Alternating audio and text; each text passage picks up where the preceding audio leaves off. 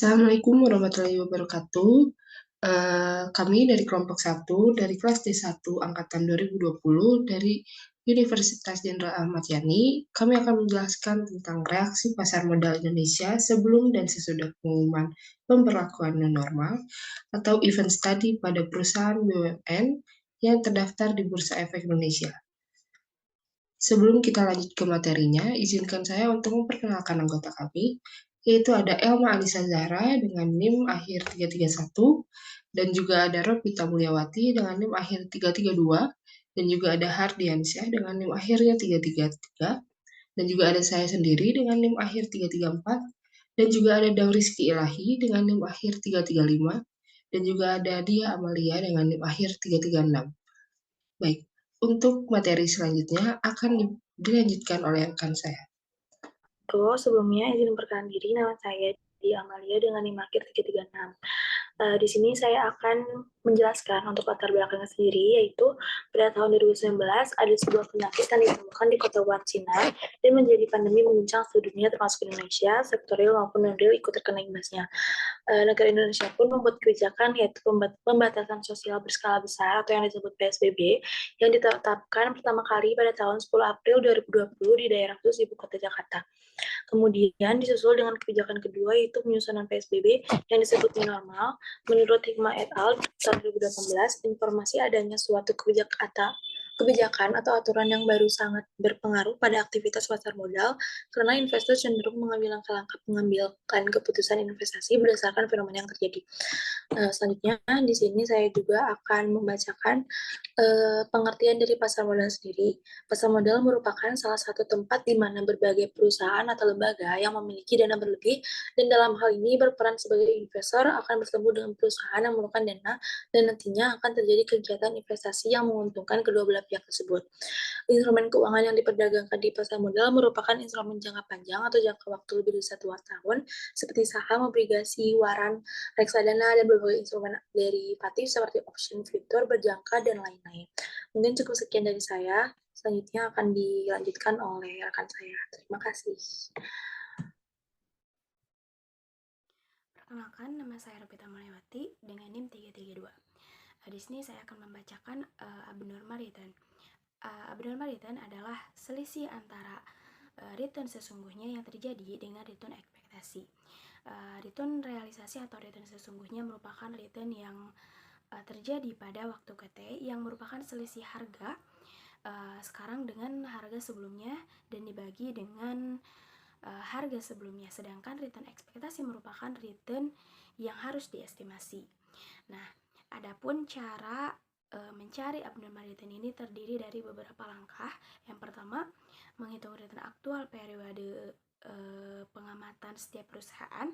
Yang kedua, menghitung return harapan dengan menggunakan mean adjusted model. Yang ketiga, menghitung abnormal return dengan cara mengurangi return dengan return harapan. Selanjutnya yaitu trading volume activity atau volume perdagangan saham. Volume perdagangan saham ini adalah banyaknya lembaran saham suatu emiten yang diperjualbelikan di pasar modal setiap hari dengan tingkat harga yang disepakati oleh penjual dan pembeli melalui perantara broker perdagangan saham di pasar modal yang dikenal dengan istilah lot. Rumusnya adalah TPA sama dengan sigma perusahaan I yang ditransaksikan pada hari ke-T per sigma saham perusahaan I yang berada pada hari ke-T. Baik, saya dan Rizky Ilahi Agustiandi. Saya di sini akan sedikit menjelaskan apa itu event study theory. Event study theory merupakan penelitian yang mengamati dampak dari pengumuman informasi terhadap harga sekuritas. Penelitian event study umumnya berkaitan dengan seberapa cepat suatu informasi yang masuk ke pasar dapat tercermin pada harga saham. Event study dapat digunakan untuk menguji kandungan informasi dari suatu pengumuman dan dapat juga digunakan untuk menguji efisiensi pasar bentuk setengah kuat. Selanjutnya, efisiensi pasar. Efisiensi pasar adalah kondisi di mana pasar bereaksi pada suatu informasi secara cepat dan akurat. Konsep pasar yang efisien mengartikan bahwa investor selalu mempertimbangkan informasi yang tersedia dalam pengambilan keputusan, sehingga dapat tercermin dalam harga transaksi, sehingga harga yang berlaku di pasar sudah memasukkan faktor informasi tersebut. Terdapat 3 macam bentuk utama dari pasar, yaitu yang pertama, efisiensi pasar bentuk lemah, yang kedua, efisiensi pasar bentuk setengah kuat, dan yang terakhir, yang ketiga, efisiensi pasar bentuk kuat. Sekian dari saya, selanjutnya akan disampaikan oleh rekan saya. Terima kasih.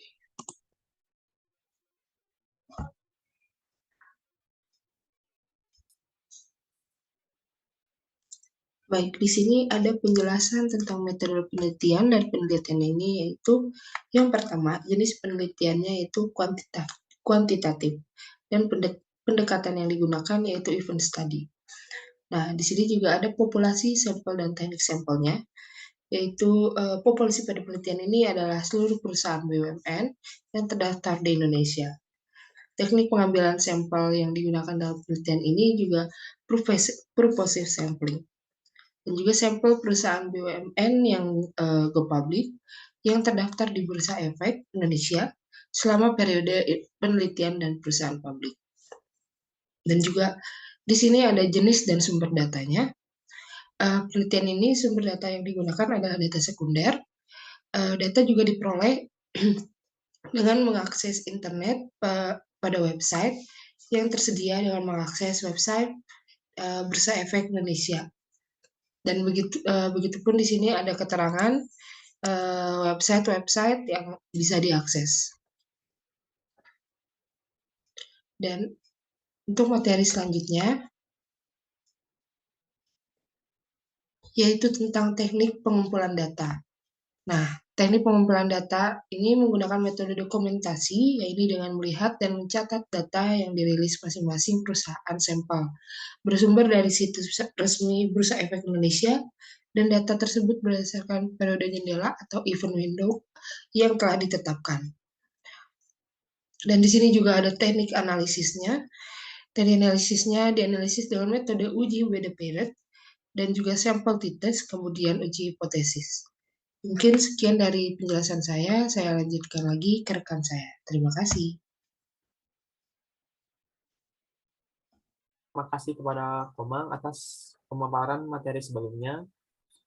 Dan di sini, saya Hardiansyah dengan di belakang 333 akan melanjutkan pemaparan dalam hasil penelitian. Yaitu yang pertama, ada data yang digunakan dalam uji SPSS dengan menggunakan 7 perusahaan di antaranya yaitu PT Aneka Tambang, PT Bukit Asam, PT Timah, PT Adikarya, PT Pembangunan Perumahan, PT Wijaya Karya, dan yang terakhir yaitu PT Waskita Karya.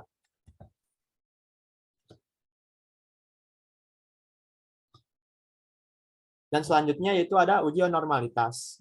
Uji normalitas merupakan sebuah uji yang dilakukan dengan tujuan untuk mengetahui apakah sampel yang digunakan berdistribusi normal atau tidak. Jika nilai signifikan lebih besar dari 0,05, maka data berdistribusi normal. Sedangkan jika nilai signifikan lebih kecil dari 0,05, maka data tidak berdistribusi normal. Berdasarkan hasil uji normalitas yang dilakukan oleh kelompok kami, terdapat 2 data yang tidak berdistribusi normal, yaitu T-10 dan juga T+7. Sedangkan yang lainnya berdistribusi normal.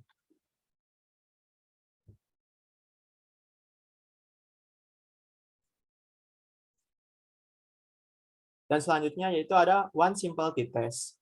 One simple t-test menggunakan data yang berdistribusi normal. Jadi T-10 dengan T+7 tidak digunakan. Dan untuk selanjutnya, uji one simple t-test ini digunakan untuk melihat ada atau tidaknya abnormal return yang signifikan terhadap peristiwa new normal.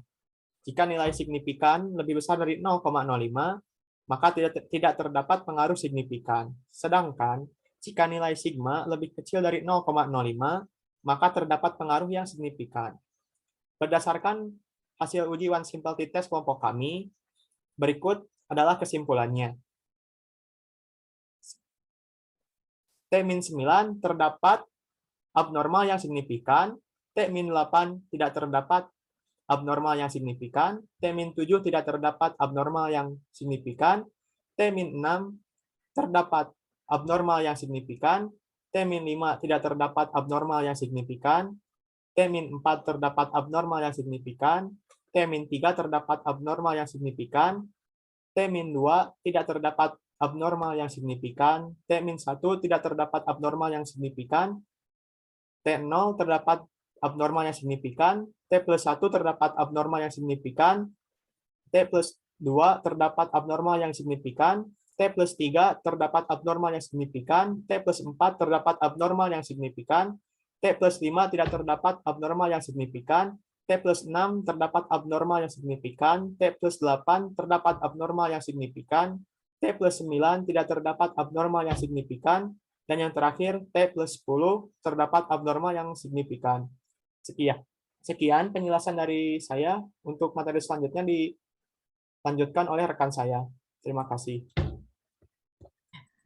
Baik, selanjutnya uji pilot simple test.